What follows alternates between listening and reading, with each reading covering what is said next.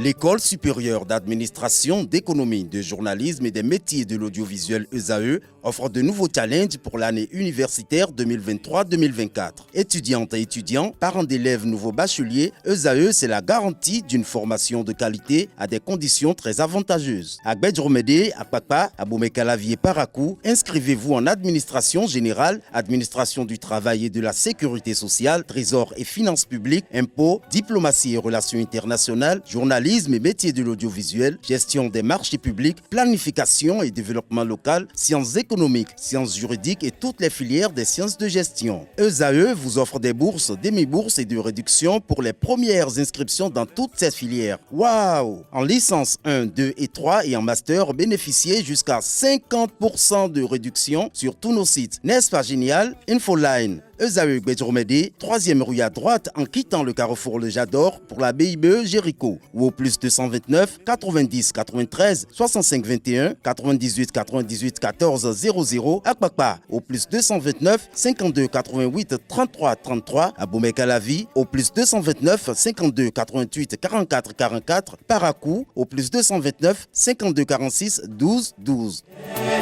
ESAE, l'excellence à un an. La page des sports avec Voineldo, bonjour. Bonjour à nouveau.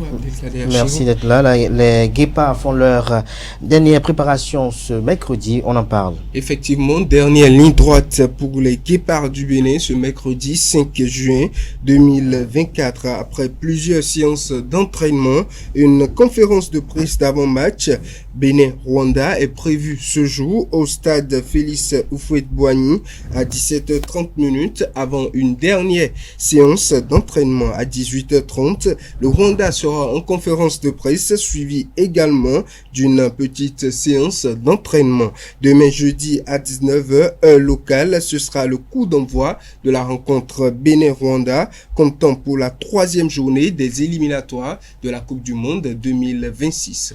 Le comité exécutif de la Fédération béninoise de football a rendu visite à Martin Adjagodo. Une délégation du comité exécutif de la Fédération béninoise de football a rendu le lundi 3 juin 2024 une visite de courtoisie à l'ancien président de la Fédération béninoise de football, Martin Adjagodo. Objectif, recevoir sa bénédiction avant les matchs contre le Rwanda et le Nigeria le 6 et le 10 juin 2024 à Abidjan. Au nom de la délégation, Wahab Adam Chabi a délivré le message du président Mathurin Dechacus. Nous sommes venus prendre votre bénédiction pour les 2 matchs en terre ivoirienne. Le président Mathurin Dechacus aurait bien voulu être présent, mais empêché, il nous envoie et également nous vous souhaitons une bonne santé, a-t-il déclaré. Pour sa part, l'emblématique dirigeant du football béninois, Martin Adjagodo, a remercié la délégation pour sa démarche. Il a émis le vœu que les Guépards s'en sortent avec des victoires. Avant de prendre congé de l'ancien président, la délégation lui a transmis un chèque de 2 millions de francs CFA en guise de soutien du comité exécutif de la Fédération béninoise de football à son endroit. La délégation était conduite par le 2e vice-président de la FBF, Magloire Oké, et la délégation était composée également des vice-présidents Pedro Ayema, Laurent Yansounou et Chantal Aïe. Des membres ont également suivi cette délégation des vice-présidents. Il s'agit de Wahab Adam Chabi, Gilles Baguidi, Valais Glélé étaient également de la partie. Aspac Basketball Club est au Nigeria pour un nouveau challenge. Effectivement, en basketball, les portuaires de l'Aspac sont au Nigeria depuis le lundi 3 juin 2024 où ils participent au Final Four de la West African Basketball Classic 2024. Le voyage s'est bien déroulé et nous sommes confiants pour la suite, a fait savoir l'entraîneur Brice Hounou. Le club béninois sera opposé pendant ce challenge notamment à d'autres clubs venus du Togo et du Nigeria. Aspac BBC vise la première place pour cette ultime phase qualificative pour le dernier round d'un stage en Chine. Le WAC Le WAC est une nouvelle compétition initiée à l'intention des clubs de basketball de la sous-région, une compétition autorisée par la FIBA Afrique Zone 3.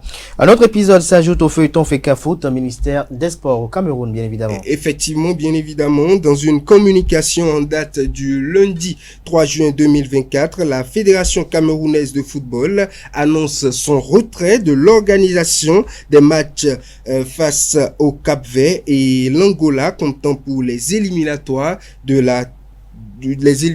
mondial 2026, notamment la 3e et la 4e journée. Elle laisse ainsi le champ libre au ministère des Sports et de l'Éducation physique. Dans ce communiqué de la FECAFOOT, il est à noter que plusieurs actes ont été décriés, notamment la mise à l'écart et l'intimidation que la FECAFOOT a dénoncé, ce qui justifie notamment son retrait de l'organisation de ces différents matchs comptant pour les éliminatoires de la Coupe du Monde 2026.